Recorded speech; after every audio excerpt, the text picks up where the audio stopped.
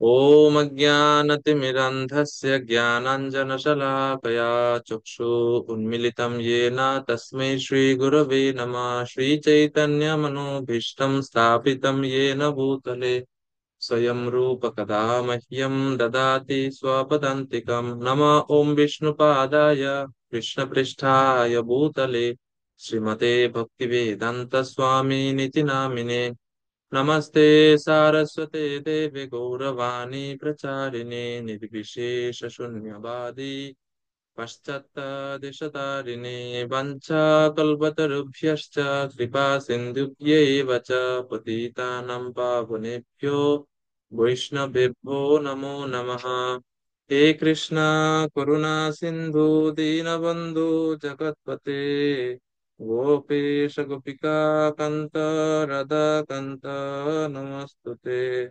तप्तकाञ्चन गौराङ्गी राधे वृन्दावनेश्वरी वृषभानुसुते देवी प्रणमामि हरिप्रिये। नीलाचलनिवासाय नित्याय परमात्मने बलभद्रसुभद्राभ्यां जगन्नाथाय ते नमः।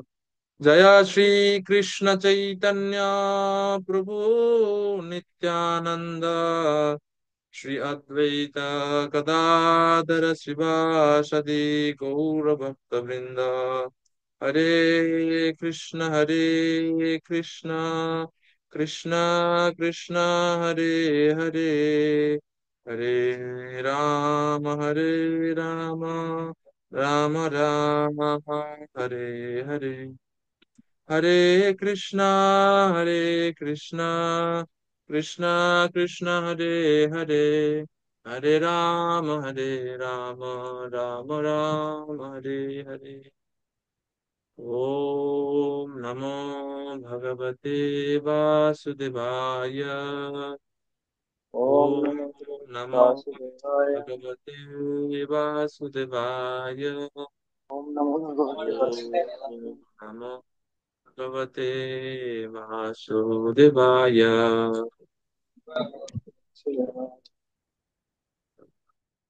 नारायणं नमस्कृत्य नरं चैव नरोत्तमं देवीं सरस्वतीं व्यासं ततो जयमुदीरयेत्। मूकं करोति वाचालं पङ्गुं लङ्घयते गिरिं यत्कृपातमहं वन्दे श्रीगुरुदिनतारिणं परमानन्दमाधवं श्रीचैतन्येश्वरं। नमः ॐ विष्णुपादाय कृष्णपृष्ठाय भूतले श्रीमते स्वामिनिति नामिने नमाचार्यपादाय नितैः गौरकथादमुदाय न तत्पुराणतत्त्वे। হরে কৃষ্ণ। তা আমরা তৃতীয় স্কন্ধের তৃতীয় অধ্যায়ে 9 নাম্বার শ্লোক পর্যন্ত, ঠিক আছে না? 9 পর্যন্ত আমরা আমরা শ্রবণ করেছি। 9 পর্যন্ত, আজকে 10 থেকে সামনের দিকে যাব আমরা। 9 নাম্বার শ্লোক। তো 1 থেকে 9 পর্যন্ত আমরা দেখলাম যে কৃষ্ণের পড়াশোনা, ভগবান শ্রীকৃষ্ণ করতে গেলেন, কৃষ্ণের পড়াশোনা এবং বিবাহ, সেটা আমরা জানলাম। এখন 10 থেকে 15 নাম্বার শ্লোকে আমরা দেখব বিভিন্ন অসুরদেরকে ভগবান কিভাবে বধ করেন, বিভিন্ন ক্ষত্রিয় রাজাদেরকে, আসরিক রাজাদেরকে ভগবান কিভাবে বধ করেন, এবং কুরুক্ষেত্রের যুদ্ধ সম্বন্ধে সেটা বর্ণনা করা হবে সংক্ষেপে, এগুলো সব বর্ণনা। এরপরে 16 থেকে 23 ভগবান শ্রীকৃষ্ণ দ্বারকা লীলা স্মরণ করে বলবেন, এবং উদ্ধবজি পরবর্তীতে 24 থেকে 28 তিনি যদু বংশ কিভাবে ধ্বংস হয় সেই কাহিনীর দিকে ধীরে ধীরে অগ্রসর হবে। ঠিক আছে? তো মথুরা এবং দ্বারকা লীলা, হস্তিনাপুরের লীলা, সেই এগুলো আমরা দেখব। শ্লোক নাম্বার 10।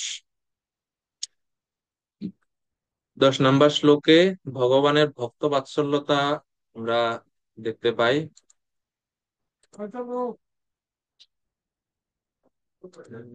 শ্লোক নাম্বার 10। कालमागदशल्वादीन् अनीकैरुद्धता पुरम् अजीगनत् स्वयं दिव्यं सपुंसं तेज आदिशत्। কালজবন, মগধরাজ জরাসন্ধ এবং শাল্ব সসৈন্যে মথুরাপুরী অবরোধ করেছিল, তখন ভগবান তার ভক্তদের তেজ প্রদর্শন করার জন্য তাদের বধ আহ, ভগবান তাদেরকে বধ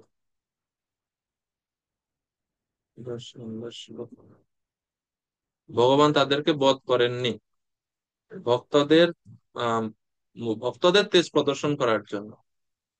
তো কালযবনকে ভগবান শ্রীকৃষ্ণ বধ করেননি। কালযবনকে কিভাবে কালযবনের বধ কিভাবে হয়, মনে আছে কারো?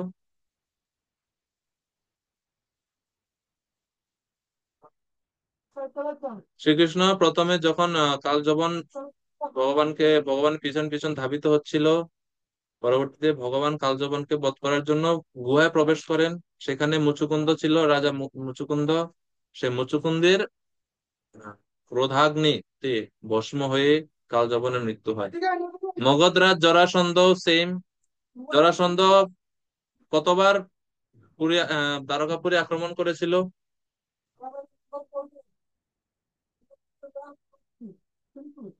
মনে আছে আপনাদের কারো?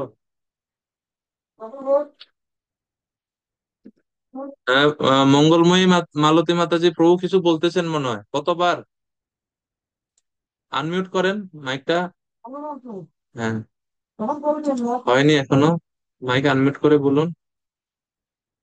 হ্যাঁ, ওই যে লেখা আছে, হ্যাঁ ওকে দিন।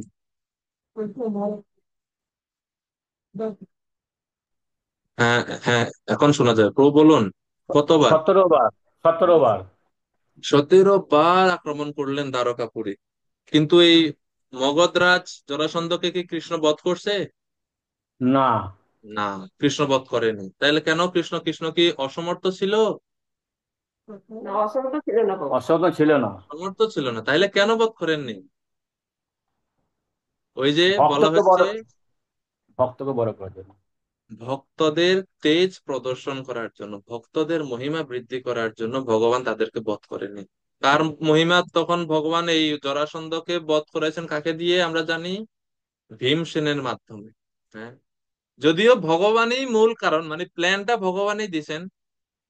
চেষ্টা করতেছিল ভীম অনেকবার, কিন্তু হত্যা করতে পারতেছেন না, কারণ জরা নামক আহ রাক্ষসী তাকে লালন পালন করে। তো ওই রাক্ষসীর আশীর্বাদে জরা তার দুইটা অংশ একসাথে করেছিল জরা নামক রাক্ষসী, এই জন্য জরাসন্ধ হয়। তো কিভাবে এই দুইটা অঙ্গকে ছিন্ন করার পরও আবার বারবার মিলিত হয়ে যাচ্ছে, তখন কৃষ্ণ দেখালেন ভীমকে যে ভিন্নভাবে রাখতে হবে। এদিক এক পাশ, আরেক দিকে এভাবে আলাদা করে দেখাতে হবে। একটা কাঠি ছিঁড়ে ভগবান শ্রীকৃষ্ণ ভীমসেনকে দেখিয়েছিলেন। তো তখন ভীম বুঝতে পেরে জরাসন্ধকে বধ করে। তো প্ল্যান ভগবানেরই, কিন্তু কৃষ্ণ নিজে করেন নাই। কৃষ্ণ ভীমসেনকে দিয়ে করিয়েছেন, এবং ভীমসেনের মহিমা তিনি জগৎবাসীর সামনে দেখিয়েছিলেন এইভাবে। তাহলে কাল কাল মানে হচ্ছে কালযবন, মগধরাজ, তারপরে হচ্ছে শাল্ব সসৈন্য মথুরাপুরী। তো এই সমস্ত আরো রাজাদের কথা বলছে।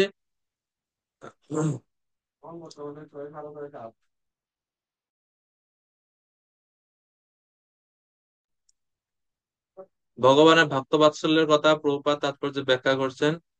এরপরে 11 নম্বর শ্লোক। কোন কোন অসুরদেরকে তিনি নিজে বধ করেন এবং বলরামজি সহ বধ করেন, তাদের কথা 11 নম্বর শ্লোকে বলছে। শম্বরম দ্বিবিধম বাণম মুরম বল্বল এবাচ অন্যাংশ্চ দন্ত বক্রাদীন বদিৎকাংশ্চ ঘাতয়ত। সম্বর, দ্বিবিধ, বাণ, মূর, বল্বল ও দন্তবক্র আদি বহু অসুরদের কয়েকজনকে তিনি নিজে বধ করেন এবং অন্যদের শ্রী বলদেব ইত্যাদি দ্বারা বধ করিয়েছিলেন। তো বলা হচ্ছে যে এখানে এই বলদেব কাকে বধ করছেন?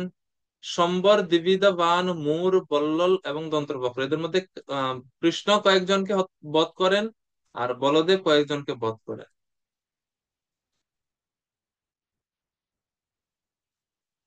কেউ বলতে পারবেন যে বলরাম কাকে কাকে বধ করছে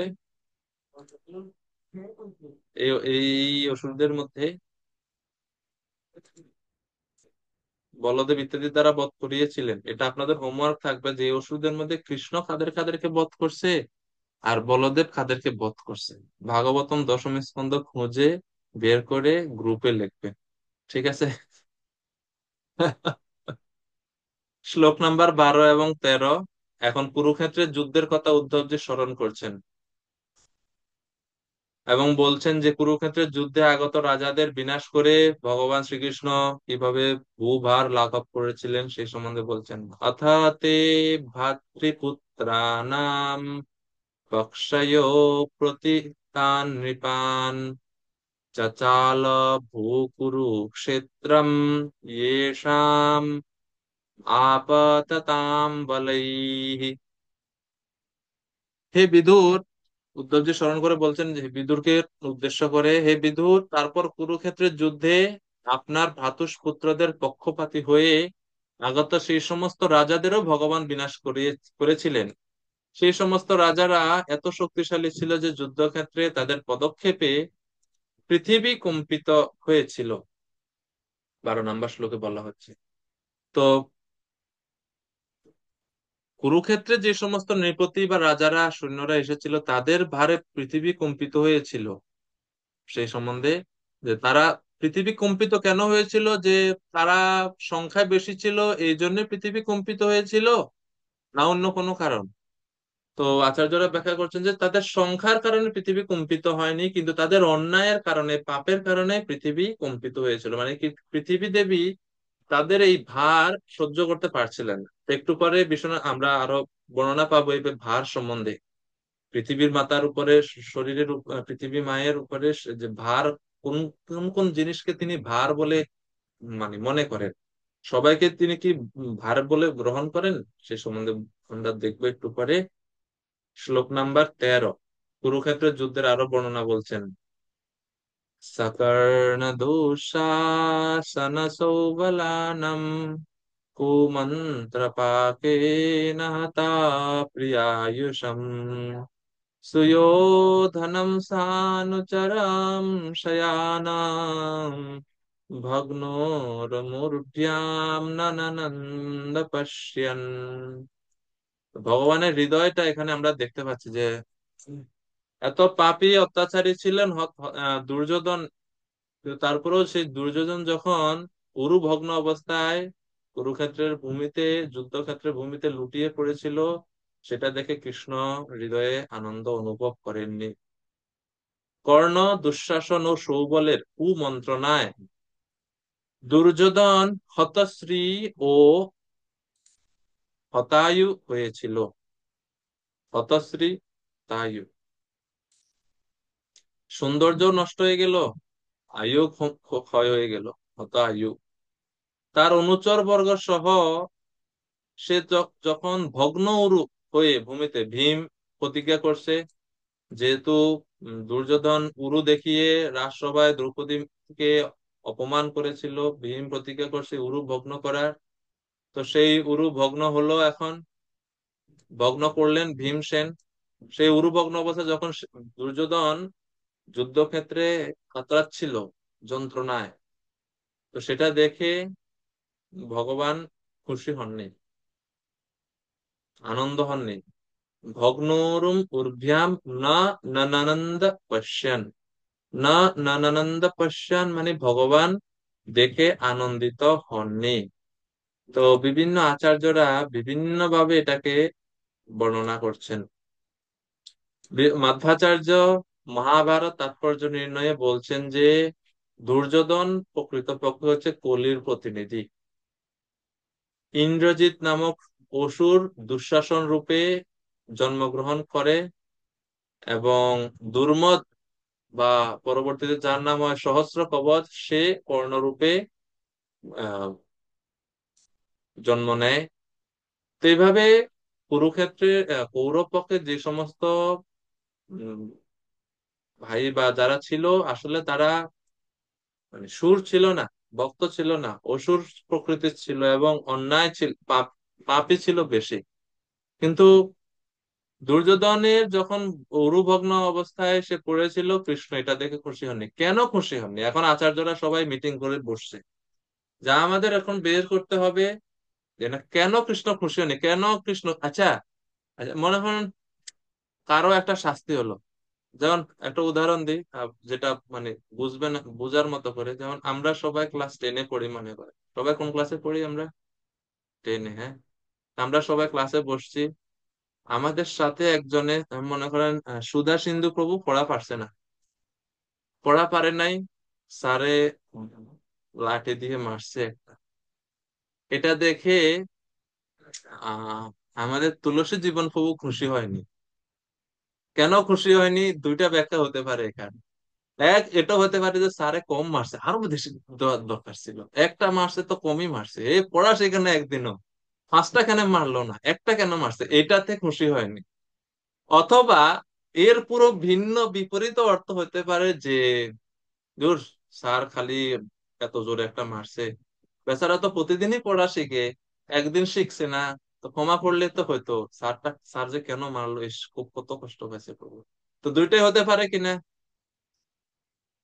তো কৃষ্ণ এখানে বলা হচ্ছে যে এটা দেখে আরেকটা জিনিস আপনারা খেয়াল করুন, এখানে দুর্যোধনের নাম কিন্তু দুর্যোধন বলেনি, বলছে সুয়োধনম সানুচরম শয়ানম। সুয়োধনম, হ্যাঁ, দুর্যোধন না, সুযোধন এখানে বলছে। তো বলছে যে আসলে তার নাম সুযোধনই ছিল, সুয়োধনম, সুযোধন ছিল তার নাম।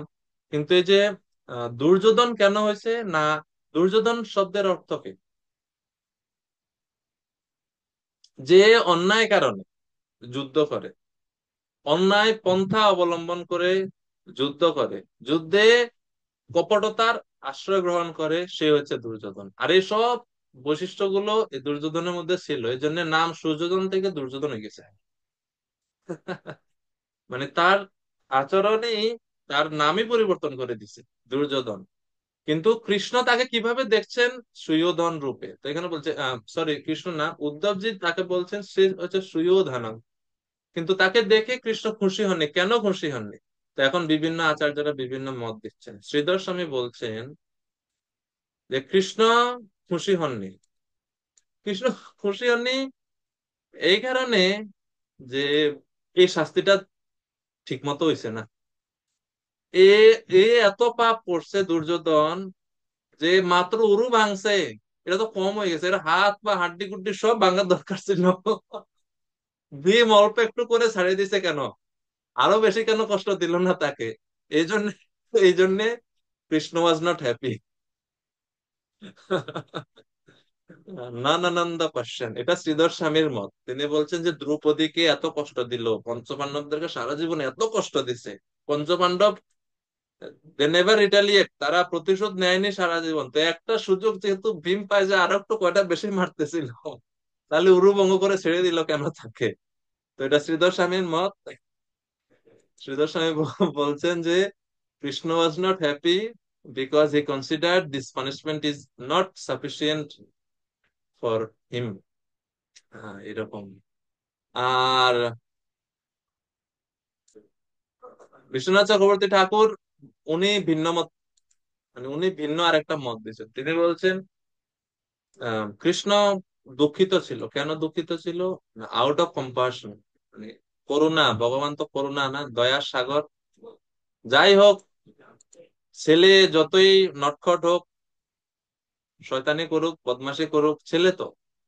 তো কৃষ্ণ ওই দৃষ্টিভঙ্গি থেকে, মানে যেহেতু পিতাহমস্য জগত মাতা ধাতা পিতামহ, কৃষ্ণ গীতায় বলছেন আমি হচ্ছে পিতা, মাতা, দাতা, প্রপিতা, সবকিছু। তো দুর্যোধন যদিও আমার কথা শুনছে না, আমার মানে অবাধ্য, কিন্তু তারপরেও আমার অংশ তো, মাময়ী মাংস জীবলোকে, আমার অংশ তো। তো তাকে এইভাবে পড়ে থাকতে দেখে কৃষ্ণ ওয়াজ হার্ট, মানে ভগবান হৃদয়ে দুঃখ অনুভব করতেছিলেন। তো বিশ্বনাথ চক্রবর্তী ঠাকুর এই দিকটা, ভগবানের এই দিকটা তুলে ধরছে।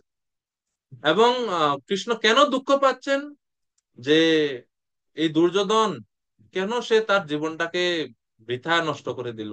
হ্যাঁ, এইটা চিন্তা করে কৃষ্ণ মানে কষ্ট, মানে কৃষ্ণ খুশি হননি যে বেকার জীবনটাকে নষ্ট করলো, সারা জীবন একটু ধর্ম কাজ করেনি, বৈষ্ণবদের সেবা করেনি, ভালো পথে চলেনি, সবসময় শকুনির সাথে চলছে, শকুনির মতো করে চলছে, জীবনটা নষ্ট করছে। He has destroyed his human form of life. এইটা চিন্তা করে কৃষ্ণ হি ওয়েস্টেড হিজ হিউম্যান অপরচুনিটি। এই জন্য কৃষ্ণ ওয়াজ নট হ্যাপি। এটা তো মনুষ্য জীবনকে সে যথাযথভাবে ব্যবহার করেনি, মনুষ্য জীবনের উপযোগ করেনি সঠিকভাবে, এই জন্য সে এই জন্য এটা দেখে কৃষ্ণ দুঃখিত হয়েছিলেন। ভগ্নোর উর্ভ্যাম না ননন্দ পশ্যন। তো একটা বিষয় এখান থেকে আমরা আমাদের শিখার আছে যে আমাদের কত বড় একটা সুযোগ ভগবান দিলেন, এই সুযোগ পাওয়া সত্ত্বেও আমরা যদি এই সুযোগের সদ্ব্যবহার না করি, তে দুর্যোধনকে দেখে কৃষ্ণ যেরকম খুশি হননি, আমাদেরকে দেখেও ভগবান খুশি হবেন না। তো কিরকম ভাবে আরেকটু যদি আমরা একটু ব্যাখ্যা করি যে দেখুন, গাছ আছে, ঠিক আছে, বৃক্ষ সবাই দেখেন আপনারা, বৃক্ষ বৃক্ষ চিনেন তো নাকি? গাছ চিনেন? আচ্ছা, গাছের ইন্দ্রিয় আছে, সেন্সেস আছে গাছের, তার গাছের মন আছে, গাছের বুদ্ধি আছে। মীনাক্ষী মাতাজি নানা করতেছেন কিসের জন্য? মন বুদ্ধি অহংকার তো প্রত্যেক জীবের মধ্যে থাকবে, থাকবে না কেন? কিন্তু বৃক্ষের সীমাবদ্ধতা, সে তার মন এবং বুদ্ধি কোনো কাজে লাগাইতে পারে না। আছে সুপ্ত ভাবে, কিন্তু এটা কোনো অ্যাক্টিভিটি নাই। বৃক্ষের মন দিয়ে সে কিছু চিন্তা করতে পারে না, বুদ্ধি দিয়ে বুদ্ধি খাটাতে পারে না, এটা একটা সীমাবদ্ধতা আছে, পূর্ণরূপে ব্যবহার করতে পারে না। ইন্দ্রিয় অনুভূতি আছে, কিন্তু আবার মনুসংহিতা বলছে গাছে অনুভূতি আছে, সে অনুভব করে। তো এটা একটা বিষয়। তাইলে দেখলাম আমরা যে বৃক্ষ, তার ইন্দ্রিয় অনুভূতি আছে কিন্তু মন বুদ্ধির কাজ নাই। পশুগুলোর যদি আমরা দেখি, বিভিন্ন প্রাণীদের, তাদের ইন্দ্রিয়গুলো অ্যাক্টিভ এবং তাদের মনও অ্যাক্টিভ, কিন্তু তাদের ইন্টেলিজেন্ট, তাদের বুদ্ধি অ্যাক্টিভ না। তারা মন এবং ইন্দ্রিয়কে ব্যবহার করে কিন্তু বুদ্ধি দিয়ে বিচার বুদ্ধি খাটাইতে পারে না। তা কুকুরকে আপনি লাঠি দিয়ে মারেন, একটু পরে যদি খাবার হাতে নিয়ে ডাক দেন, হে আবার আইবে, সে এটা চিন্তা করবে না এই লোকটা একটু আগে আমাকে মারছে, আর যাইতাম না এনার কাছে, আবার আসবে সে। বুদ্ধি তাদের ইনঅ্যাক্টিভ, এত বেশি অ্যাক্টিভ না সে, তারা বুদ্ধি, সে বুদ্ধি যেমন গাধা। আপনার প্রভুপাদ যেটা উদাহরণ, যে যে দোপা এত এত ভারী লোড গাদার পিঠে চড়াই দেয়, আর দোপা নিজেও গাদার পিঠে চড়ে অনেক সময়, আর হাতের মধ্যে একটা একটা অল্প কিছু ঘাস গাদার মুখের সামনে এরকম ধরে রাখে, আর গাদা ভাবে একটু এক পা গেলে আমি ঘাসটা পাবো, এক পা এগোলে আমি ঘাসটা ধরতে পারবো। এভাবে ওই এক পা এগোতে এগোতে এগোতে এগোতে সে তার গন্তব্যস্থলে পৌঁছে যায়, কিন্তু ঘাস আর তার সে খেতে পারে না। আর তার এটা বুদ্ধিও খুলে না, আরে আমি এক মুষ্টি ঘাসের জন্য এখানে কেন, আমি এরকম এত কষ্ট কেন করতেছি? ঘাসের কি অভাব আছে পৃথিবীতে? অহরহ মানে ছড়িয়ে ছিটিয়ে আছে ঘাস চতুর্দিকে, এই একটু ঘাস দোপার কাছ থেকে খাওয়ার জন্য আমাকে এত পরিশ্রম কেন করতে হবে? বুদ্ধি অ্যাক্টিভ না। কিছু কিছু প্রাণী, এখন আপনার তর্ক করে বলতে পারেন, আরে প্রভু, কিছু কিছু প্রাণী আছে তাদের যে বুদ্ধি, সেটা অন্য ব্যাপার, কিছু এক্সেপশনাল আছে, একবার বুদ্ধি যে নাই তাও না, কিন্তু অত তারা তাদের বুদ্ধিকে উপলব্ধিতে ব্যবহার করার ক্ষমতা তাদের নেই, এই ক্ষমতাটা তাদের নেই। জীবন চলাচলের জন্য, আহার নিদ্রা ভয় মতনের জন্য তারা কিছু মাত্রায় বুদ্ধি ব্যবহার করে, কিন্তু আত্ম উপলব্ধির ক্ষেত্রে বুদ্ধি ব্যবহার করার ক্ষমতা তাদের নেই।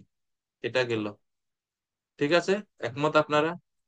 পা- এবং এখন দেখুন, মানুষদের কথা যদি আমরা দেখি, ইন জেনারেল সাধারণ মানুষের কথা যদি আমরা ধরি, আমাদের মন অ্যাক্টিভ, ইন্দ্রিয়গুলো অ্যাক্টিভ, আমাদের বুদ্ধিও অ্যাক্টিভ, আমরা বুদ্ধি খাটাতে পারি। তো তিনটা জিনিস আমাদের মধ্যে অ্যাক্টিভ, মানে আমরা সক্রিয়ভাবে এগুলো ব্যবহার করতে পারি।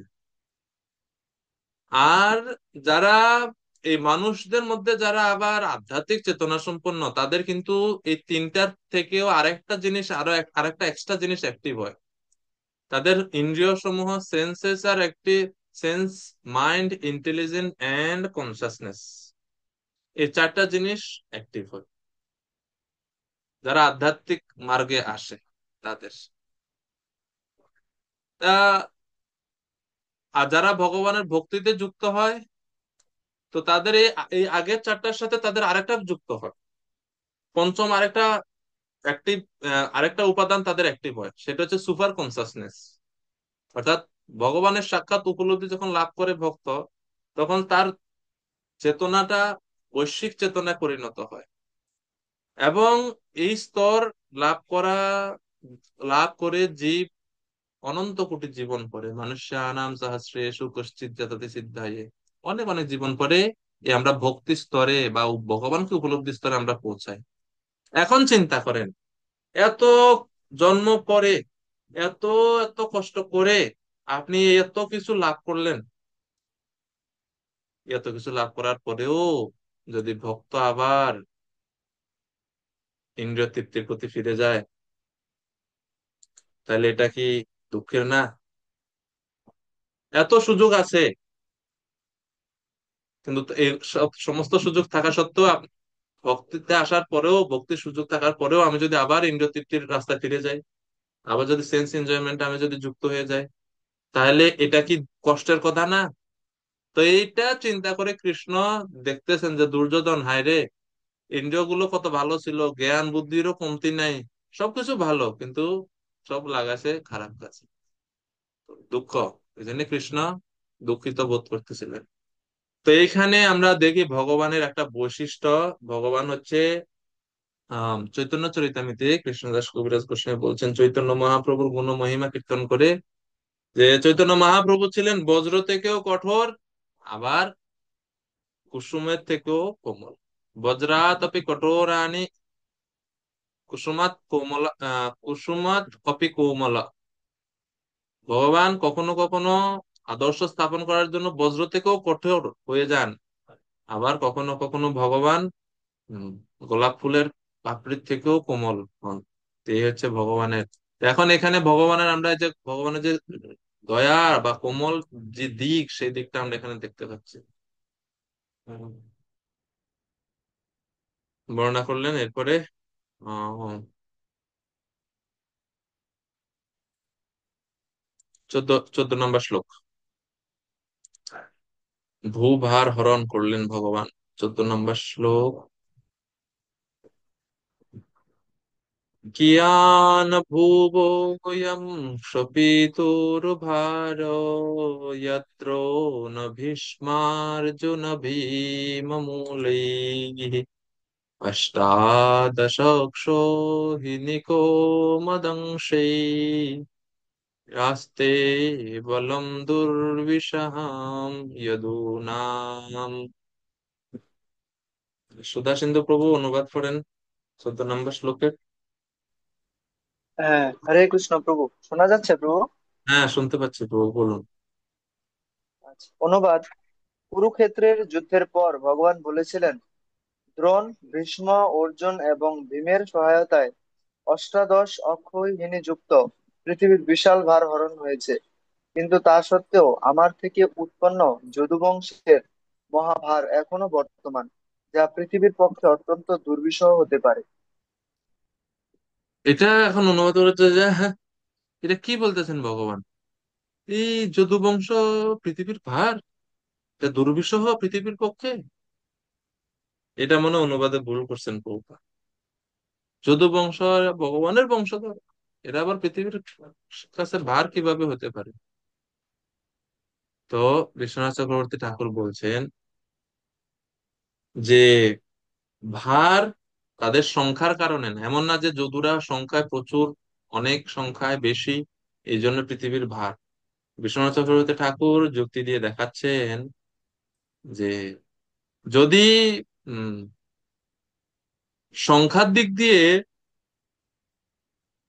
সংখ্যার বহু সংখ্যাতে তারা বেশি, এই জন্য ভার হয়। তাহলে তো পৃথিবীতে কত বিশাল বিশাল পর্বত সমুদ্র আছে, এগুলা কি পৃথিবীর কাছে ভার সদৃশ না? খালি কি যদু বংশরাই পৃথিবীর কাছে ভার সদৃশ? তো বিশ্বনাথ চক্রবর্তী ঠাকুর বলছেন যে না, তাদের সংখ্যাটাই আসলে ভার সদৃশ এরকম না। তাহলে কেন এখানে বলা হচ্ছে যে আমার থেকে উৎপন্ন যদু বংশের মহাভার এখনো বর্তমান? এখানে শুধু ভার না, এটা হচ্ছে মহাভার এখনো বর্তমান আছে। কৃষ্ণ এটা কেন বলছেন? এটা কি, এটাকে কেন ভগবান, ওনার বংশধররা কি আসলে পৃথিবীতে ভার বোঝা? কিভাবে বুঝতে পারি আমরা? বিশ্বনাথ চক্রবর্তী ঠাকুর বিশ্লেষণ করে বোঝাচ্ছেন যে অধার্মিক গণের প্রাচুর্যতা বশতই পৃথিবী ভার হয়, এবং সেই অধার্মিক গণ শ্রী ভগবান কর্তৃক বিনষ্ট হয়েছেন। আর যদুকুলকে এখানে অধার্মিক বলা চলে না, যেহেতু তারা ভগবানের পরিকর্ষ রূপী, তারা ভগবানের পার্শ্বদ, এই জন্য তারা অধার্মিক না। ভূমিদেবী বলছেন যারা অধার্মিক তারা হচ্ছে আমার কাছে ভার সদৃশ। যদুরা তো অধার্মিক না, তাহলে তারা কিভাবে ভার সদৃশ হলো? এবং যদু বংশীয়দের কথা ভাগবতমে আছে, তারা হচ্ছে কৃষ্ণৈক প্রাণ, কৃষ্ণগত প্রাণ। বৃষ্ণিগণ শয়নে স্বপনে উপবেশনে ভ্রমণে সর্বত্রই তারা ভগবানকে আহ উপলব্ধি, তারা অনুভব করতেন, ভগবানকে স্মরণ করতেন, ভগবানের সাথে তারা থাকতেন সব সময়। তারা কিভাবে ভার হতে পারে? তো বিশ্বনাথ চক্রবর্তী ঠাকুর বলছেন যে ভার মানে এখানে আমরা অন্যভাবে বুঝতে হবে। দুইটা, দুই প্রকারের ভার রয়েছে, একটা হচ্ছে দুঃখরূপ ভার আর একটা হচ্ছে সুখরূপ ভার। দুঃখ প্রথমে দুঃখরূপ দুঃসহনীয়, কিন্তু দ্বিতীয় সুখরূপ সুসহ। যেমন কিছু কিছু ভার আছে আমরা বহন করতে চাই না, আবার কিছু কিছু ভার আছে আমরা এটা বহন করি এবং বহন করতে আনন্দ লাগে। কিছু কিছু বোঝা আছে আমরা বহন করতে চাই না, দূর এটা ভারী জিনিস, মাথা থেকে নামা। আবার কিছু কিছু জিনিস আছে ভারী, কিন্তু আমরা বহন করতে চাই, বহন করতে আমাদের আনন্দ লাগে। এখন বলেন তো সেই ভারী জিনিসটা কি? এটা একটা কুইজ প্রশ্ন আপনাদের। কি রকম এটা? কোন বস্তু আছে এমন যেটা ভারী, আর আমরা চাই যত ভারী হয় তত আরো ভালো, এই বোঝা আমরা বহন করতে খুব আনন্দ পাই? কোন জিনিস আছে? দেখি, কন বানেগা করোড়পতি? না, না। কেউ কেউ বলবেন এরকম কোন জিনিস আছে? তুলসী জীবন প্রভু। প্রভু সন্তানের ভার। সন্তানের ভার, খুব খুব ভালো উত্তর। করোড়পতি হয়ে গেছেন আপনি। মা বাবার কাছে সন্তান যতই মোটা হোক, ভারী হোক, মা বাবার কিন্তু মনে মনে খুশি। আর রোগা পাতলা যদি হয়, মা বাবা খুশি হয় না, এ ছেলেটা খায় না, শরীর হয় না। তো তুলসী জীবন প্রভু যেটা বললেন খুব সুন্দর। এবং বিশ্বনাথ চক্রবর্তী ঠাকুরও সে একই উদাহরণ এখানে দিচ্ছেন, যে সন্তানের ভার মা বাবা বহন করতে আনন্দ পায়, এটা ভারী, কিন্তু মা কোনো সময় বলে না এই ছেলেটা এত মোটা, কোলে নিতে পারি না, ভারী, রেখে দিই, এরকম কখনো মা বলে না। মা আরো আনন্দ। ঠিক না? মায়েরা আছেন বুঝতে পারে। আর কোন উদাহরণ? মঙ্গলময়ী মাতাজি। হ্যাঁ। হরে কৃষ্ণ প্রভু এসেছেন গান বলতে না। হ্যাঁ, হ্যাঁ, বলুন। প্রেমিকার কাছে প্রেমিকার কাছে প্রেমিকের ভার, মানে নেটের পত্নীর কাছে পতির ভার। আরেকবার বলবেন, বুঝতে পারিনি। প্রেমিকার কাছে মানে প্রেমকের ভার, মানে পতি, পত্নীর কাছে পতির ভার। আচ্ছা। পত্নী, পতির কাছে পত্নীর ভার না পত্নীর কাছে পতির ভার? আচ্ছা, যাই হোক, যাই হোক, যেটাই হোক, এটা ওইটা ভার হলেও ভার মনে হয় না। ঠিক আছে। আহ এটা সুখ, এটা সুখ, আরো ওই ভার বহন করতে আনন্দ হয়। এবং আরেকটা গ্রাফিক এক্সাম্পল এখানে দিচ্ছেন যে বিশ্বনাথ চক্রবর্তী ঠাকুর যে বণিক যে আছে, হ্যাঁ, বণিক, বণিক মানে যারা মহাজন আছে, ব্যবসা। মহাজন যারা আছে তারা টাকা যতই আসুক, ব্যাগ ভরে গেছে, ড্রয়ার ভর্তি হয়ে গেছে, কিন্তু তারপরেও কখনো বলে না যে আর লাগতো না টাকা। আর এই ব্যাগটা যখন রাত্রে সারাদিন ব্যবসা করার পর রাত্রে যখন বাড়িতে নিয়ে যায়, এটা যতই ভারী হয়, যত বেশি ভারী হয়, বণিকের মন আরো বেশি খুশি হয়। ওটা বণিক এটা বলে না, দূর ভারী হয়ে গেছে, কিছু টাকা রাস্তা ফেলে দিই, কখনো না। তো এখানে যে বলা হচ্ছে যদু বংশীয়রা পৃথিবীর কাছে ভার সদৃশ, এটা আসলে কোন রকমের ভার? এটা হচ্ছে ওই যে সুখরূপ ভার, মানে এটা সুখকর, এটা ভারী, এটা ভার সদৃশ, কিন্তু এটা দুঃখরূপ ভার না। এটা হচ্ছে বণিকের ধনের ভারের মতো, সন্তানের ভারের মতো, মায়ের কাছে সন্তানের ভারের মতো, এটাও এক প্রকার ভার। ঠিক আছে, এটা একটা ব্যাখ্যা আছে। আম, আরেকটা উম ব্যাখ্যা, একাদশ স্কন্ধে পুরো লীলাটা পুরোটা একাদশ স্কন্ধে আছে। সেখানে বলা হচ্ছে আহ, কেন তাদের এটা ভার সদৃশ পৃথিবীর কাছে না, এটা ভগবানের কাছে ভার সদৃশ। তাই যদুবংশীয়রা হচ্ছে ভগবানের কাছে ভার সদৃশ কেন? না, যদুবংশীয়রা ভগবানকে এত বেশি ভালোবাসে, তারা তাদের হৃদয়ে ভগবানকে এমন ভাবে আবদ্ধ করলেন যে তাদের থেকে দূরে যে ভগবান যাবেন, এটা এটা অসহ্য ভগবানের কাছে। ভগবান তাদেরকে ছাড়া থাকতে পারছেন না। তো এই যে বিরহজনিত যে দুঃখ, বিরহজনিত যে ভার, সেই ভারকে এখানে ইঙ্গিত করা হচ্ছে। এভাবে বিভিন্ন ভাবে ব্যাখ্যা করা হচ্ছে। হ্যাঁ, মীনাক্ষী মাতাজি। হরে কৃষ্ণ প্রভু, দণ্ডবত প্রণাম। প্রভু, ধন্যবাদ। এখানে যে ভার দুই প্রকার রয়েছে, পশুর হ্যাঁ, ভার আর প্রেমের ভার। তো পশুর ভার জিনিসটা কি, কি বলতে চেয়েছে? পশুর ভার কথাটার মানেটা কি এখানে বোঝাচ্ছে? প্রভু মানে একটু যে এক্সপ্লেন। যে যে যে ভারটা আমরা বহন করতে আসলে আনন্দ পাই পাই না, এটা হচ্ছে পশুর ভার। ঠিক আছে। আচ্ছা। হ্যাঁ, আর প্রেমের ভার হচ্ছে ওই যে যেটা বললাম, ওই হ্যাঁ, যে ওটা আমাদের বুঝে গেছে। বোঝা গেছে। পশুর ভারটা একটু ডাউট ছিল প্রভু। হরে কৃষ্ণ প্রভু। ঠিক আছে, এইভাবে। তো কৃষ্ণের কাছে ভার বলতে আসলে ভগবান ওই তারা বোঝা না, ভার বলতে বোঝানো হচ্ছে এখানে যে তারা আমার প্রেমী ভক্ত, যদুরা, যদুবংশীয়রা। আমি যদি চলে যাই এই জগতে, তারা আমার বিরহে, এই যদুরা পৃথিবীর সবকিছু ধ্বংস করে ফেলবে আমার আমার বিরহে। তা আমি যাওয়ার আগে যদুবংশীয়দেরকে এই জগৎ থেকে বিদায় দিতে হবে, তারপরে আমাকে যেতে হবে। এটা ভগবান মনে মনে চিন্তা করছেন। ঠিক আছে। হুম। শ্লোক নাম্বার 15। তো যদু বংশের কিভাবে অন্তর্ধান হয় এবং এটা কিভাবে পুরো লীলাটা হয়, এটা বর্ণনা হচ্ছে এখানে। মিথো যদেষাং ভবিতা বিবাদো মধ্বা মদা তাম্র বিলোচনানম নৈষাম বধোপায়য়ানতন্যো ময়ূদ্যতে অন্তদধতে স্বয়ং স্ম। যখন সে যাদবেরা মধু পানে উন্মত্ত হয়ে আরক্ত লোচনে পরস্পরের সঙ্গে কলহে প্রবৃত্ত হবে, তখন সেই বিবাদই তাদের বিনাশের কারণ হবে। অন্য আর কোনো উপায়ে তা সম্ভব না। আমার অন্তর্ধানের পর তা ঘটবে। ভগবানের ইচ্ছায়। তো এখানে যেটা বলা হচ্ছে যে স্বয়ং স্ম, তারা নিজেদের মধ্যে নিজেদের কলহ হবে, এবং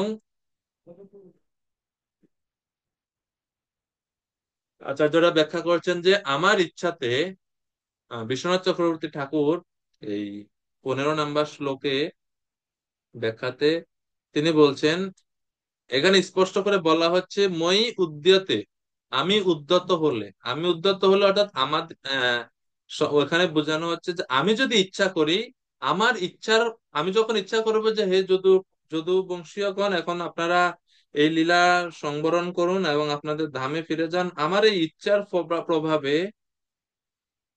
যদুবংশীয়রা এই জগৎ থেকে অন্তর্ধান করবে। এছাড়া কেউ যুদ্ধ করে তাদেরকে বধ করতে পারবে না, এবং তারা নিজেদের নিজেদের মধ্যেও মানে কলহ করেও তাদেরকে কেউ মানে নিধন করতে পারবে না, কারণ তারা সবাই শক্তিশালী, কে কাকে বধ করবে। কিন্তু আমি যদি ইচ্ছা করি, আমার ইচ্ছার প্রভাবে এটা নিশ্চয়ই সম্ভব। তো এই যদুবংশীয়রা যখন এই যে এইভাবে নিজ পরস্পরের মধ্যে কলহ করে, এটা জড়জাগতিক বলে আমরা মনে করব না। এখানে সিদ্ধান্ত দেওয়া হচ্ছে এটা হচ্ছে সম্পূর্ণরূপে ভগবানের ইচ্ছা। ভগবানের ইচ্ছার মাধ্যমে, ভগবানের ইচ্ছাই এটা হয়েছে এইভাবে আমাদের। তো প্রভুপাদ তাৎপর্য বলছেন ভগবান এবং তার পার্শ্বদেরা তারই ইচ্ছার প্রভাবে, তারই ইচ্ছার মানে যে ভগবানের ইচ্ছার প্রভাবে আবির্ভূত এবং তিরোহিত হন। তারা প্রকৃতির নিয়মের অধীন নন। প্রভাত ক্লিয়ার করে বলছেন এখানে। শ্লোক নাম্বার 16। কৃষ্ণ এখন দ্বারকায়। এখন আর আমরা সেই কুরুক্ষেত্রে নাই, এখন আমরা সবাই চলে আসছি কোথায়? দ্বারকায়। সবাই গাড়ি থেকে নামেন, এখন আমরা দ্বারকা পরিদর্শন করি।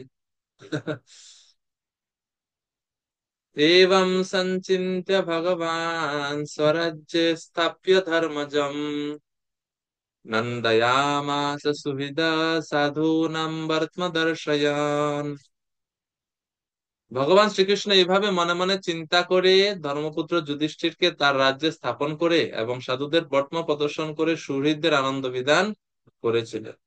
করার পরে সেখানে আরো কিছু কার্য হস্তিনাপুরে ভগবান করলেন। পরীক্ষিতকে তিনি রক্ষা করলেন, মাতৃগর্ভস্থ শিশুকে। उत्तरायां धृतपूरो वंशसद्भिमन्युना स वै द्रोण्यस्त्र संप्लुष्टः पुनर्भागवता धृतः। পুরু বংশধরের যে ভ্রূণটি মহাবীর অভিমন্যু কর্তৃক তার পত্নী উত্তরার গর্ভে স্থাপিত হয়েছিল, তা দ্রোণপুত্র অশ্বত্থামার ব্রহ্মাস্ত্রে দগ্ধ হয়েছিল, কিন্তু পরবর্তীকালে ভগবান তা পুনরায় রক্ষা করেছিলেন। সবই দ্রোণীয়াস্ত্র সম্প্লুষ্ট। তো এখানে দুইটা ব্যাখ্যা আমরা দেখতে পাই। মহাভারতে একভাবে বর্ণনা করা হচ্ছে যে মহাভারত বলছে যে যখন ব্রহ্মাস্ত্র নিক্ষেপ করে, আহ, ব্রহ্মাস্ত্রের আঘাতে পরীক্ষিতের শরীর দগ্ধ হয়, পরে ভগবানের কৃপায় সেটা উম, দূর হয়। আবার আরেকভাবে বর্ণনা হয় যে ভগবান উত্তরার গর্ভে প্রবেশ করে ব্রহ্মাস্ত্রের হাত থেকে পরীক্ষিতকে বাঁচিয়েছেন। এভাবে দুইটাই ব্যাখ্যা মহাভারত এবং ভাগবতমে আমরা লাভ করে থাকি। তো ভগবান শ্রীকৃষ্ণ পরীক্ষিতকে, অর্থাৎ এই কৌরব বংশের, পুরু বংশের সর্বশ্রেষ্ঠ যে বংশধর, তাকে তিনি রক্ষা করেছিলেন, সেই কথা এখন স্মরণ করছেন। এরপরে যুধিষ্ঠির মহারাজকে তিনি রাজ সিংহাসনে বসিয়েছেন রাজা রূপে, এবং যুধিষ্ঠির মহারাজ কি কি করলেন সেটা বলছেন যুধিষ্ঠির মহারাজের কার্যকলাপ।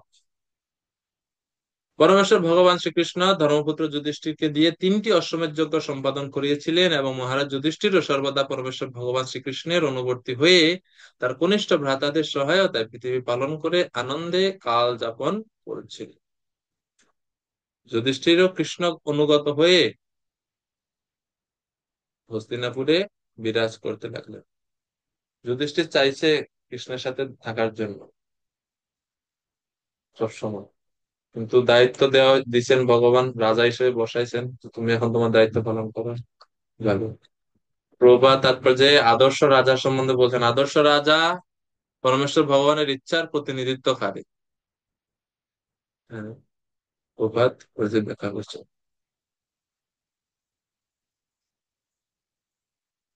শ্লোক নাম্বার 19 থেকে 22।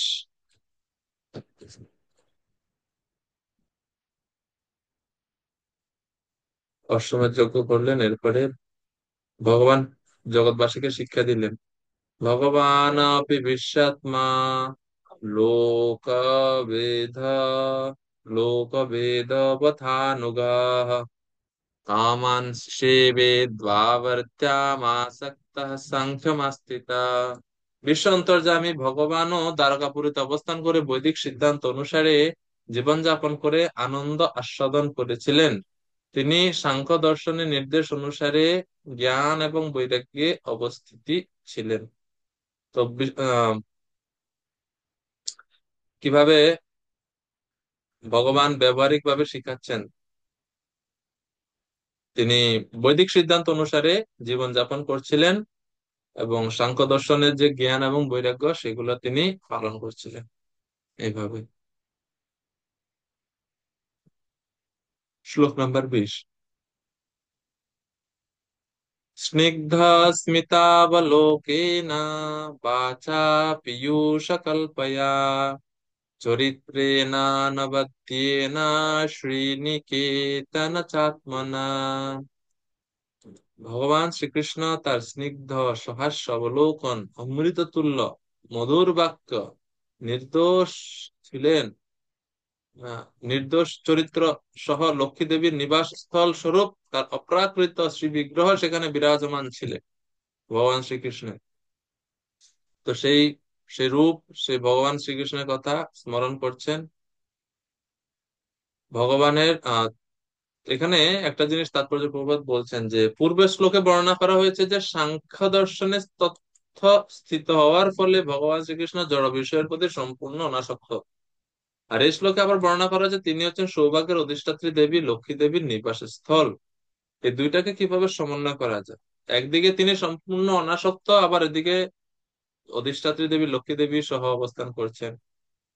তো এই দুইটি পরস্পর বিরোধী নয়। প্রভুপাদ বলছেন যে ভগবান শ্রীকৃষ্ণ নিকৃষ্ট প্রকৃতির বৈচিত্র্যের প্রতি অনাসক্ত, কিন্তু চিন্ময় প্রকৃতি বা অন্তরঙ্গা প্রকৃতিতে তিনি নিত্য আনন্দের উপভোগ করেন।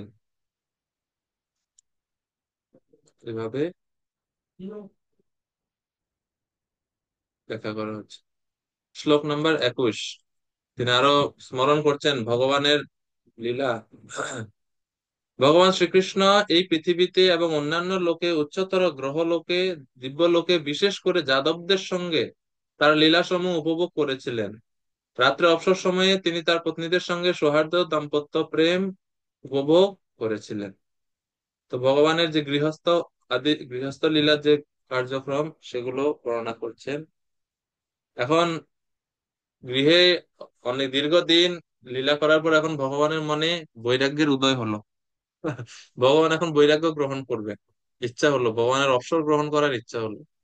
তস্যেবং রমমানস্য সংবৎসরাগণান বহূন গৃহমেদেষু যোগেষু বিরাগ সমজায়ত। এইভাবে ভগবান বহু বছর গৃহস্থ জীবনে প্রবৃত্ত ছিলেন। তারপর প্রপঞ্চে প্রকটিত গৃহস্থ সুলভ ক্ষণভঙ্গুর কামভোগের জীবন থেকে অবসর গ্রহণ করার বাসনা তার পূর্ণ রূপে প্রকাশিত হয়েছিল। ভগবান এখন সন্ন্যাস গ্রহণ করবেন, বৈরাগ্য, ভগবানের বৈরাগ্য নেওয়ার সময় ইচ্ছা হলো।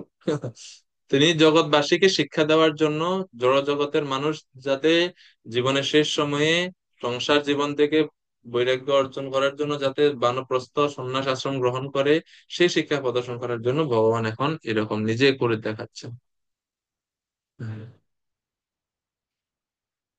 শ্লোক নাম্বার 23।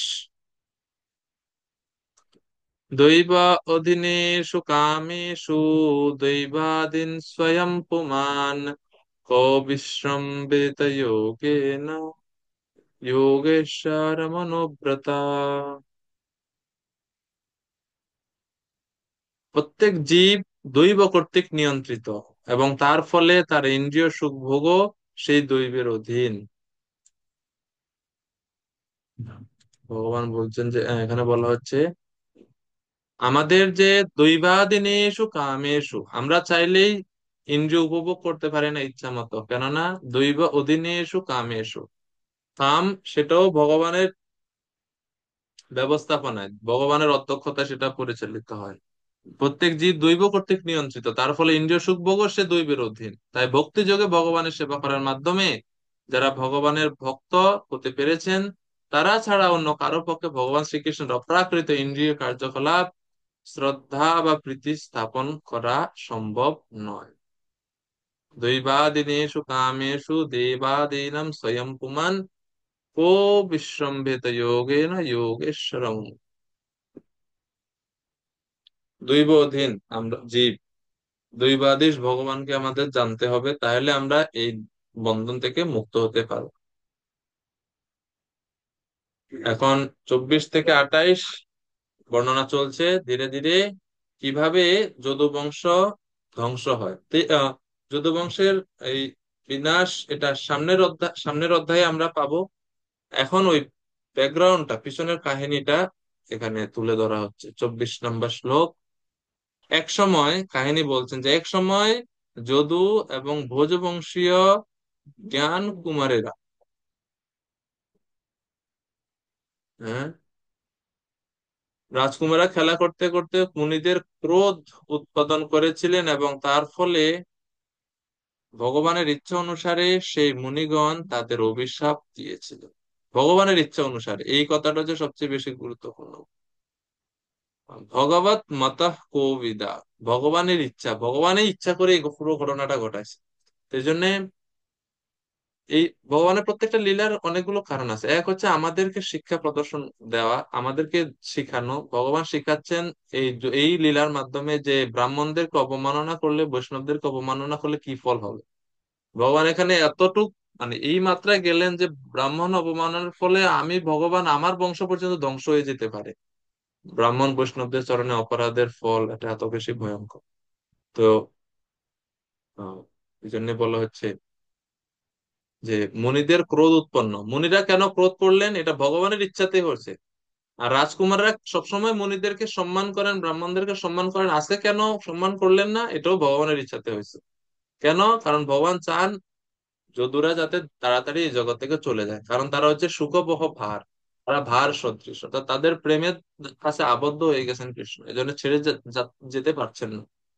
তো এইভাবে ভগবানের ইচ্ছা অনুসারে মুনিগণও অভিশাপ দিয়েছিল। এই জন্য আহ শ্রীমদ্ ভাগবতমে দশম স্কন্ধে বলা হয় যে জীবের একটা স্বভাব আছে, মানে আমরা প্রতিনিয়ত যদি থাকি, মানে প্রতিদিন যদি একজন ব্যক্তির সাথে দেখা হয়, কথা হয়, তখন আর ওনার মানে মর্যাদাটা আর আমাদের কাছে থাকে না।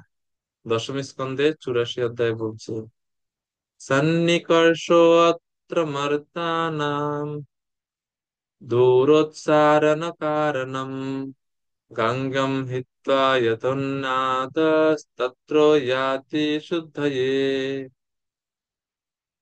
যে সন্নিকর্ষত্র মর্তানাম দূরোৎসার অনাদরণ কারণম, যখন আমরা একজন ব্যক্তির খুব সন্নিকটে থাকি, নিকটে থাকি, তখন স্বাভাবিকভাবেই অনাদর আসে। অথবা আরেকটা প্রবাদ আছে সংস্কৃতে, অতি পরিচয়াত অবজ্ঞা, অতি পরিচয়ের ফলে অবজ্ঞা আসে। এইভাবে। শ্লোক নাম্বার 25। এখন 25 নম্বর শ্লোকে বলছে যে প্রভাস তীর্থের সবাই, তো এই যে অপরাধ করলো যদু বংশের বালকেরা ব্রাহ্মণদেরকে, অপরাধ কি করলো কাহিনীটা আপনারা সবাই জানেন, তাও সংক্ষেপে আমরা উল্লেখ করি যে তারা শাম্বকে সাজাইছে মহিলার মতো করে, এবং ব্রাহ্মণদের কাছে গিয়ে বলছেন যে ব্রাহ্মণ দেখুন তো এই নারীর গর্ভে, এরা ব্রাহ্মণদেরকে জিজ্ঞেস করছে আপনারা তো ত্রিকালজ্ঞ, সবকিছু জানেন, ছেলে হবে কিনা মেয়ে হবে একটু বলেন তো। তো মনির ঋষিরা তখন এটাতে, এই কথাতে তাদের এই ব্যঙ্গাত্মক শব্দের দ্বারা একটু রাগার প্রদান্বিত হন এবং অভিশাপ প্রদান করেন। তো তো এইভাবে অভিশাপ প্রাপ্ত হয়। এবং বলা হচ্ছে আরেকটা জিনিস এখানে, যে প্রবাস ক্ষেত্রে যে সমস্ত যদুবংশীয়রা গেল, তারা কিন্তু সবাই এই ভগবানের যে শুদ্ধ ভক্ত অংশ সেটা না। তারা এই প্রবাস ক্ষেত্রে যে সমস্ত যদুবংশীয়রা গেল তারা হচ্ছে দেবতা অংশ। তো সামনের অধ্যায়ে আমরা এটা নিয়ে বিস্তারিত সামনে ক্লাসে আলোচনা করব যে দেবতা অংশ কি আর ভগবানের পার্ষদ অংশটা কি। এটা ওই ওই ওই অংশ ওই আলোচনা আসবে যখন আমরা আলোচনা করব। তো দেবতা অংশরা তারা প্রভাস ক্ষেত্রে গেছে, তারা মারামারি করছে, তারা মধু পান করে মত্ত হয়েছে। ভগবানের যারা পার্ষদ ও ভগবানের অংশ যারা আসছে তারা কেউ এই সমস্ত আহ লীলা এই সমস্ত কার্যে অংশগ্রহণ করেননি। তারা তাদেরকে ভগবান তার উনি অন্তর্ধানের আগেই যারা শুদ্ধ ভক্ত অংশ ছিল বা ভগবানের পার্শ্বদ অংশ ছিল এই যুগে খালি ভগবানের সেবা সহযোগিতা করার জন্য চেষ্টা করছে। ওইটা প্রবাস শ্লোক নাম্বার 26। প্রবাস তীর্থে তো অপরাধের কয়েক মাস পরে এই যে ব্রাহ্মণদের রুষ্ট করলো, রুষ্ট করার কয়েক মাস পরে আহ এই প্রবাস ক্ষেত্রে তাদেরকে নিয়ে গেলেন। আমরা কি 25 পড়ছি? 25 নাম্বার শ্লোক পড়া হয়েছে? হয়ে গেছেন। 26 নাম্বার প্রবাস তীর্থে গেলেন, গিয়ে তারপরে ওনারা কি করলেন সেখানে তীর্থস্থানে গেলেন, তীর্থস্থানে গিয়ে তর্পণ করলেন। শ্লোক নাম্বার 26। তত্র স্নাত্বা পিতৃন দেবান ঋষিন চৈব তদম্ভসা তর্পয়িত্বাথ বিপ্রেভ্যো গাবো বহুগুণা দুদুঃ। সেখানে গিয়ে তারা সকলে দান করেছিলেন, সেই তীর্থে জল দিয়ে পূর্বপুরুষদের দেবতা ও ঋষিদের সন্তুষ্টি বিধানের জন্য তর্পণ করেছিলেন। তারপর তারা রাজকীয় ভাবে ব্রাহ্মণদের বহু গাভী দান করেছিল। সবকিছু করা ঠিক আছে, কিন্তু আরেক জায়গায় এক জায়গাতে ভুল, বৈষ্ণব অপরাধ হয়েছে, ব্রাহ্মণদের অভিশাপ পাইছে। 27 নম্বর শ্লোকে বলা হয়েছে ব্রাহ্মণদেরকে দান করার কথা বলছে এখানে। ব্রাহ্মণদের কেবল সুস্পষ্ট গাভী দান করা হয়নি, তাদের স্বর্ণ মুদ্রা, আহ, রজত, সজ্জা, বস্ত্র, মৃগচর্ম, কম্বল, রথ, হাতি, ঘোড়া, কন্যা এবং জীবিকা নির্বাহের জন্য পর্যাপ্ত ভূমিও দান করা হয়েছিল। এই হচ্ছে উম, ব্রাহ্মণদের দানের বর্ণনা। প্রভুপাদ বলছেন তাৎপর্যে যে ব্রাহ্মণরা দেখতেন, ব্রাহ্মণদের ডিউটি ছিল কিভাবে সমাজের পারমার্থিক উন্নতি করা যায়, আর ক্ষত্রিয়দের ডিউটি হচ্ছে কিভাবে সমাজের উন্নতি, দেশের উন্নতি, অর্থনীতির উন্নতি এই সমস্ত এবং বাহিরের শত্রু থেকে দেশকে রক্ষা করা। এই হচ্ছে তাদের দায়িত্ব, ক্ষত্রিয়দের দায়িত্ব। তো ক্ষত্রিয় হিসেবে এখন যদুবংশীয়রা তারা ব্রাহ্মণদেরকে দান করছে, দান করলেন।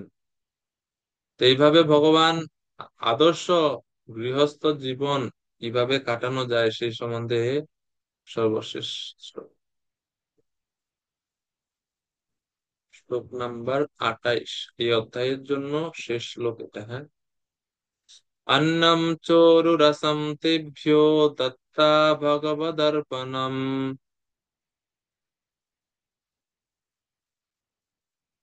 গোপী প্রার্থা সব শূরা প্রণেম বুভি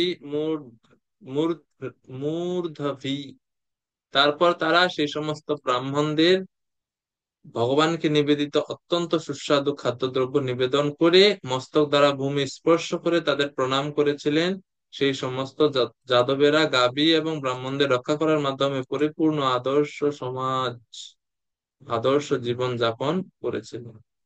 তো সবকিছুই সুন্দরভাবে সম্পাদিত হলো, তারা ব্রাহ্মণদেরকে ভোজন করালেন, গাভী দান করলেন, সমস্ত এভাবে জীবনযাপন, আদর্শ জীবনযাপন করেছিলেন। সেই সমস্ত ভগবান শ্রীকৃষ্ণ আদর্শ জীবন যাপনের এখানে বলছেন। তো প্রভুপাদ তাৎপর্য বলছেন প্রভাস তীর্থে যদুবংশীয়রা যেভাবে আচরণ করেছিল তা ছিল অতি উন্নত, সংস্কৃতি সম্পন্ন এবং মানব জীবনের উন্নত উদ্দেশ্য, পূর্ণতার আদর্শ এটা। মানব জীবনের পূর্ণতা লাভ হয় তিনটি আদর্শ অনুসরণ করার ফলে। প্রভুপাদ বলছেন গোরক্ষা, ব্রাহ্মণ্য সংস্কৃতি পালন এবং সর্বোপরি সর্বোপরি ভগবানের শুদ্ধ ভক্ত হওয়া।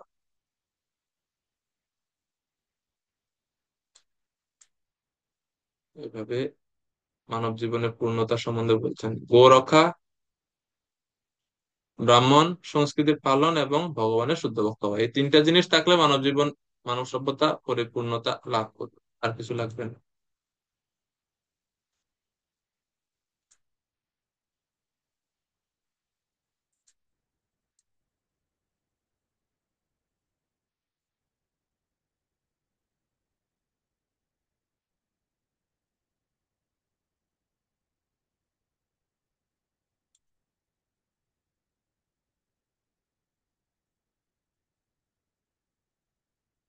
তো শেষের দিকে তাৎপর্যে প্রভুপাদ বলছেন, অতএব সর্বতোভাবে বিচার করে দেখা যায় যে যাদবেরা ছিলেন পূর্ণরূপে শিক্ষিত সভ্য ব্যক্তি, এবং তারা যে ব্রাহ্মণ ঋষিগণ কর্তৃক অভিশপ্ত হয়েছিলেন তা কেবল ভগবানের ইচ্ছার ফলে। এই সমগ্র ঘটনাটি সকলকে সাবধান করে দেয় যে ব্রাহ্মণ এবং বৈষ্ণবদের, সতর্ক করে দেয়, আমাদের সাবধান করে দেয় যে ব্রাহ্মণ এবং বৈষ্ণবদের সঙ্গে কখনো অনুচিত বা লঘু আচরণ করা উচিত নয়। এটা হচ্ছে এই কাহিনী থেকে শিক্ষা। তো এইভাবে স্মরণ করতেছেন। পরবর্তী অধ্যায়ে আমরা দেখব আগামীকাল, আগামী ক্লাসে, যে কিভাবে যদু বংশ ধ্বংস হয়, এবং এটার কিছু যুক্তি তর্ক আমরা আগামী ক্লাসে দেখব। কিছু প্রশ্ন উত্তর থাকবে আগামী ক্লাসে। তো সবাইকে